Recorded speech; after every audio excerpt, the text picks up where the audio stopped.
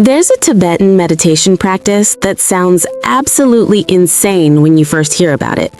Monks will sit in complete stillness while visualizing their worst fears, their deepest pains, their most terrifying emotions, and instead of pushing these experiences away, they imagine breathing them in. They deliberately pull the darkness closer. They invite the monster under the bed to sit beside them. And here's the truly shocking part. After years of this practice, these monks don't become broken or traumatized or overwhelmed. They become some of the most peaceful, joyful, resilient human beings on the planet. Their brainwaves show patterns of well-being that neuroscientists had never seen before. They've discovered something that sounds like a paradox, but might be the most important truth about human suffering.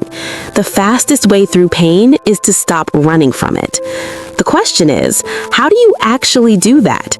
How do you sit with agony without being destroyed by it? How do you face the fire without getting burned? The answer is going to surprise you because it's nothing like what you've been told.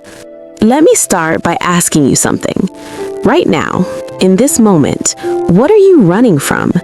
And I don't mean physically running. I mean the elaborate psychological marathon that most of us are engaged in every single day without even realizing it. Maybe you're running from loneliness by filling every silent moment with noise, with scrolling, with content, with anything that keeps you from feeling the empty space in your life. Maybe you're running from grief by staying so busy that you never have to stop and acknowledge the loss that's been following you for months or years. Maybe you're running from anxiety by avoiding every situation that might trigger it, slowly making your world smaller and smaller until you're trapped in a cage made of your own fear. Maybe you're running from shame by building an exhausting performance of who you think you should be, never letting anyone see the real you, because the real you feels too damaged, too flawed, too much, or not enough. We're all running from something. And here's what nobody tells you about running. It doesn't actually work. Oh, it feels like it works in the short term. Distraction brings relief. Avoidance brings temporary safety. Numbing brings a kind of peace. But the pain you're running from doesn't disappear just because you're not looking at it. It follows you. It grows in the dark. It becomes the invisible force that shapes every decision you make, every relationship you avoid, every risk you don't take, every moment of joy you can't quite surrender to, because part of you is always listening for footsteps, always checking over your shoulder to make sure the pain hasn't caught up yet. And eventually, inevitably, you get tired. Running is exhausting. Constant vigilance is exhausting. Maintaining all the defense mechanisms and distractions and avoidance strategies is exhausting. And one day, you find yourself asking a question that feels dangerous, but also somehow necessary. What would happen if I stopped running? What would happen if I turned around and looked at the thing I've been fleeing from? What would happen if I just sat with it? That question is what brings most people to the edge of something transformative. But it's also where most people stop, because the next step feels impossible. How do you sit with pain? How do you face something that feels like it might destroy you if you get too close? How do you know when you're being brave and when you're just being reckless with your own well-being? These are the questions we need to answer. But to answer them, we first need to understand something fundamental about the nature of pain itself. Here's what most of us believe about emotional pain, whether we're conscious of it or not. We believe that pain is like a physical injury. If you touch a hot stove, your body screams at you to pull away. And if you don't, you'll get burned worse and worse until permanent damage is done. So we apply that same logic to emotional pain. If something hurts, we need to get away from it as quickly as possible. And if we stay with it too long, it will damage us beyond repair. This belief makes complete sense based on how physical pain works. The problem is that emotional pain operates by completely different rules, and treating it like physical pain is exactly what keeps us stuck. Let me tell you about a neuroscientist named Jill Bolt Taylor who had a stroke at the age of 37. The stroke destroyed a large portion of her left hemisphere, and as her language center shut down, as her ability to categorize and label experiences disappeared, she made a remarkable discovery about emotions. She found that when she observed an emotion without the narrative her left brain usually constructed around it, without the story of why she was feeling it and what it meant and whether it was good or bad, the emotion would arise, peak, and completely pass through her body in about 90 seconds. 90 seconds. That's how long the pure physiological experience of an emotion lasts when you're not feeding it with thoughts and stories and resistance. Think about that for a moment. The raw sensation of anger or sadness or fear or anxiety, the actual biochemical cascade that happens in your body when you feel these things, takes a minute and a half to occur and then naturally dissipate. But we don't experience emotions as 90-second events, do we? We experience emotions as things that last for hours, days, weeks, sometimes years. Why? Because we're not just feeling them, we're thinking about them, analyzing them, resisting them, constructing elaborate narratives around them. We're taking that 90-second wave and turning it into an endless loop by refusing to simply let it be what it is. This is the first crucial insight about sitting with pain. The pain itself is not what's unbearable. What's unbearable is everything we add to the pain, the story we tell ourselves about what the pain means, the judgment we layer on top of it, the fear about how long it will last, the resistance to feeling it at all, the shame about being someone who feels this kind of pain. All of that is what makes emotional pain feel impossible to sit with. The raw sensation underneath all those layers is actually quite manageable, even when it's intense. But knowing this intellectually and being able to practice it are two very different things. So let's get practical. Let's talk about what it actually looks like to sit with pain without running from it, moment by moment, breath by breath. And I want to be very clear about something before we go further. Sitting with pain is not the same as wallowing in pain. It's not the same as identifying with pain or making pain your entire personality or refusing to take action that might reduce pain. Sitting with pain is a very specific practice that's actually closer to observation than to indulgence. Imagine you're experiencing something painful right now. Maybe it's anxiety about the future. Maybe it's grief about a loss. Maybe it's loneliness or shame or anger or any of the 1,000 forms that emotional pain can take. Your first instinct, the instinct that's been trained into you through years of avoiding discomfort, is to do something about it immediately. Reach for your phone, turn on the TV, eat something, drink something, call someone, busy yourself with a task, anything to not feel what you're feeling. And here's the crucial moment. Instead of following that instinct, you pause. You notice the instinct to run, and you make a different choice. You decide to stay. But staying doesn't mean forcing yourself to feel something you're not ready to feel. It doesn't mean diving headfirst into the deepest part of your pain and thrashing around in it until you drown. That's not sitting with pain. That's overwhelming yourself, and it's just another form of being out of relationship with your emotions. Sitting with pain is much gentler than that, much more curious. It starts with a simple question. Where do I feel this in my body? This question shifts everything because it moves you out of the story about the pain and into the direct physical experience of it. Instead of, I'm anxious because I'm going to fail and everyone will think I'm worthless and my life will fall apart, you're asking, where is anxiety showing up in my body right now? And when you ask that question and really pay attention, you might notice that anxiety lives in your chest as a tight knot, or it shows up in your stomach as a churning sensation, or it manifests as tension in your shoulders, or a buzzing in your hands, or a pressure behind your eyes. You're not thinking about anxiety anymore. You're feeling it as a collection of physical sensations in specific locations in your body. And here's where something remarkable starts to happen. When you observe a sensation without the story, when you just notice there's tightness in my chest without adding, and this tightness means I'm broken or weak or in danger, the sensation starts to shift. Not because you're trying to make it go away, but because you've stopped feeding it with resistance and narrative. You're no longer in a fight with it, you're just with it. The way you might be with the sound of rain or the feeling of sunlight on your skin. It's just another experience happening in your body. And experiences in your body are constantly moving, constantly in flux.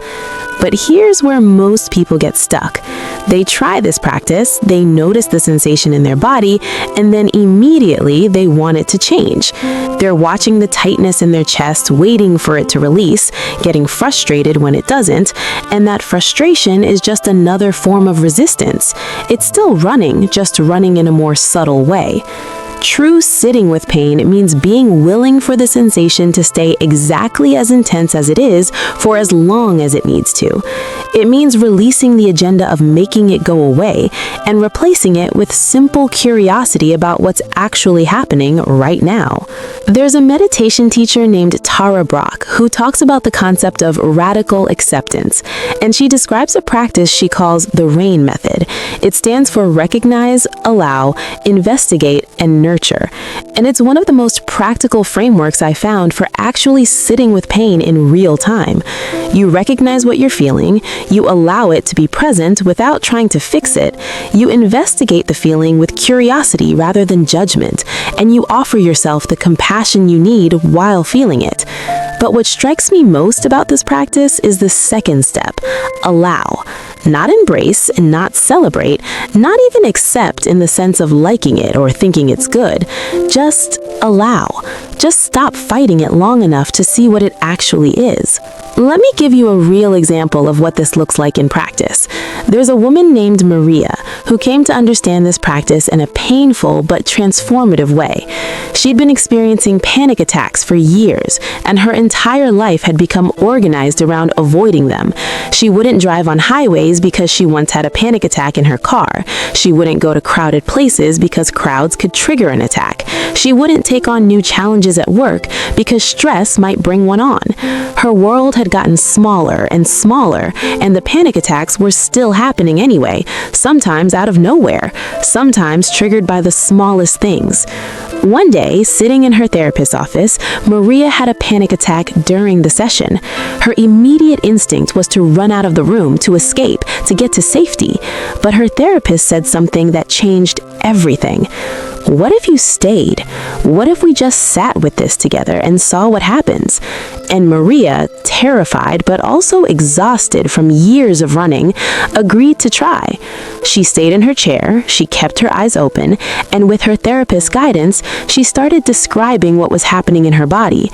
My heart is racing, my chest feels tight, I can't breathe deeply, my hands are tingling, I feel dizzy.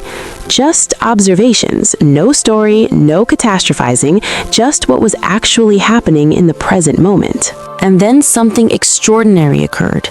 The panic attack, which Maria had always experienced as this endless, overwhelming state that would destroy her if she didn't escape it immediately, peaked and then started to subside. It took about 12 minutes from start to finish, and Maria sat with it the entire time. She didn't die. She didn't lose her mind. She didn't fall apart beyond repair. The thing she'd been running from for years, the thing she'd organized her entire life around avoiding, turned out to be survivable, more than survivable. By the end of it, Maria had learned something that would change her life. The panic attack was uncomfortable, intensely uncomfortable, but it wasn't actually dangerous. And by staying with it instead of running from it, she'd broken the cycle of fear that had been making the attacks worse and worse. This is what sitting with pain teaches you. It teaches you that you're stronger than you think, that discomfort, even intense discomfort, is not the same as danger, that your emotions, even the overwhelming ones, have a natural arc to them. They rise, they peak, they fall. And when you stop interfering with that natural arc through resistance and avoidance, they complete their cycle and move through you much more quickly than when you're fighting them. But I want to be honest about something. This practice is not easy, especially in the beginning, especially when you're sitting with pain that's been buried for a long time. It can feel almost unbearable. Your entire nervous system is screaming at you to run, to distract, to numb, to do anything but stay present with this feeling. And this is where most people give up, because they think that if it's this hard, they must be doing it wrong. But the hardness is not a sign that you're failing. The hardness is your nervous system learning a new pattern, learning that it's safe to feel without running, learning that you can survive discomfort without needing to escape it immediately. This is why the practice needs to be gradual. You don't start by sitting with your deepest trauma or your most overwhelming grief or your most intense fear. You start small. You start with manageable discomfort. Maybe you start by sitting with the mild anxiety of being bored for 5 minutes without reaching for your phone.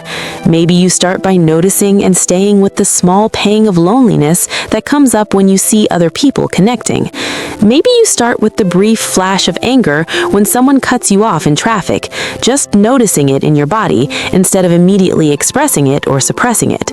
These small practices build your capacity to be with discomfort, the same way lifting lighter weights build your capacity to eventually lift heavier ones. And here's something crucial that nobody talks about enough. Sitting with pain is not something you do alone. At least, it's not something you should have to do alone, especially when you're first learning. The Tibetan monks who practice visualizing and breathing in their pain, they do it in community, supported by teachers who have walked the path before them. Maria, sitting with her panic attack, she had a trained therapist beside her, holding space, reminding her that she was safe. There's this myth in our culture that emotional strength means handling everything by yourself, but that's not strength, that's isolation. Real strength is knowing when you need support and being willing to accept it. If you're going to practice sitting with pain, especially deep pain, you need resources. Maybe that's a therapist or counselor who can help you navigate the territory safely. Maybe it's a trusted friend who can sit with you without trying to fix you or make you feel better. Maybe it's a meditation teacher or a spiritual director or a support group where other people are learning the same practice. The point is, you're not meant to do this alone. Pain and isolation can be overwhelming, but pain held in compassionate presence becomes manageable. There's something about another human being witnessing your struggle without judgment, just staying present with you in it, that makes the pain more bearable. There's also a timing to this work that's important to understand. There are moments when sitting with pain is exactly the right practice, and there are moments when what you need is distance, distraction, or even professional intervention. If you're in acute crisis, if you're dealing with suicidal thoughts or severe trauma responses, sitting with pain might not be the appropriate first step. You might need medication, you might need crisis support, you might need to establish basic safety before you can turn toward your pain. And that's not weakness, that's wisdom. Knowing when to practice sitting with pain and when to take a step back is part of developing a healthy relationship with your emotions. But for the everyday suffering that most of us carry, for the grief and anxiety and loneliness and shame that shadow our ordinary lives, learning to sit with these feelings rather than constantly running from them is transformative. It's the difference between being controlled by your emotions and being able to be with them.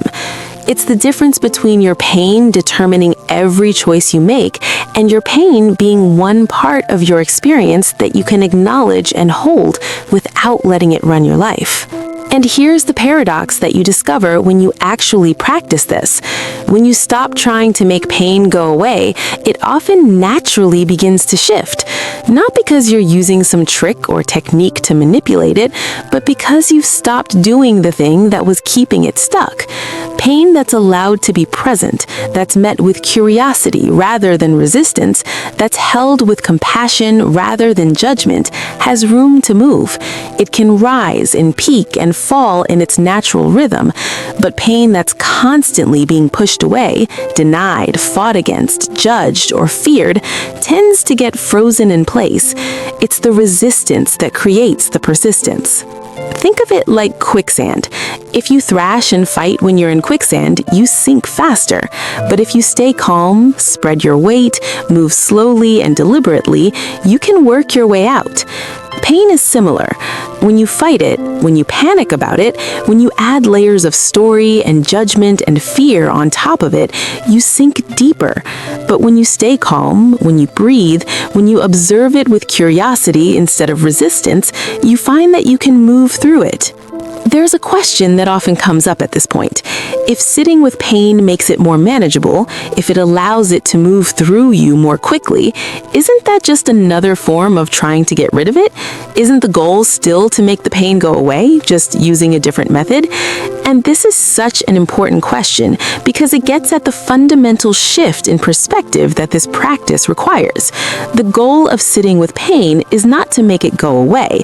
The goal is to change your relationship with it, to move from a place where pain is the enemy that must be defeated to a place where pain is a messenger that has something to tell you, a teacher that has something to show you, a part of your human experience that deserves to be acknowledged. When you sit with pain from this perspective, you're not trying to manipulate it or control it. You're trying to understand it. You're asking, what is this pain trying to tell me? What need is going unmet? What part of me is hurting and needs attention? Sometimes pain is telling you that something in your life needs to change. Sometimes it's telling you that you haven't processed a loss or dealt with a wound. Sometimes it's just the natural human response to living in a difficult world, and there's nothing that needs to be fixed at all. You just need to feel it, acknowledge it, and let it move through you. But you can't receive those messages, you can't learn those lessons if you're running too fast to listen. Let me share one more story that illustrates this beautifully. There's a Buddhist concept called the second arrow, and it comes from a teaching the Buddha gave about suffering. He said that when you experience pain, that's the first arrow. It's inevitable. Life shoots arrows at all of us. Loss, disappointment, illness, death, heartbreak, failure. The first arrow is not optional. But then we shoot ourselves with the second arrow, the arrow of our reaction to the pain.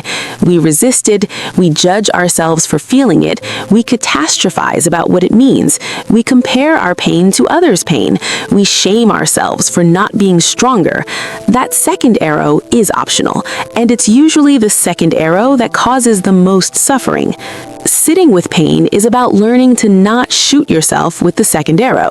It's about letting the first arrow be what it is, painful, difficult, unwanted, but also just part of being human, without adding all the extra suffering that comes from fighting reality. And when you can do that, when you can say, yes, this hurts, and it's okay that it hurts, and I can be with this hurt without making it worse through resistance, you discover a kind of freedom that's hard to describe, but impossible to forget once you've experienced it. It's the freedom of not being at war with yourself anymore, the freedom of not having to constantly police your emotions, constantly manage your inner experience, constantly work to maintain the facade that everything is fine when it's not. You can just be a human being who sometimes feels pain, and that's allowed. That's normal. That's not a problem to be solved. And in that allowing, in that radical permission to just be exactly as you are in this moment, something loosens. The tight knot of resistance starts to unravel.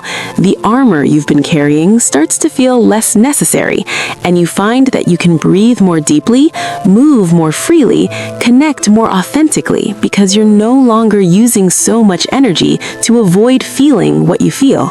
So how do you actually practice this? How do you start sitting with pain without running from it? You start right now with whatever you're feeling in this moment. Maybe it's nothing dramatic. Maybe it's just a low-level anxiety or a vague sense of unease or a tiny pinch of loneliness. Notice it.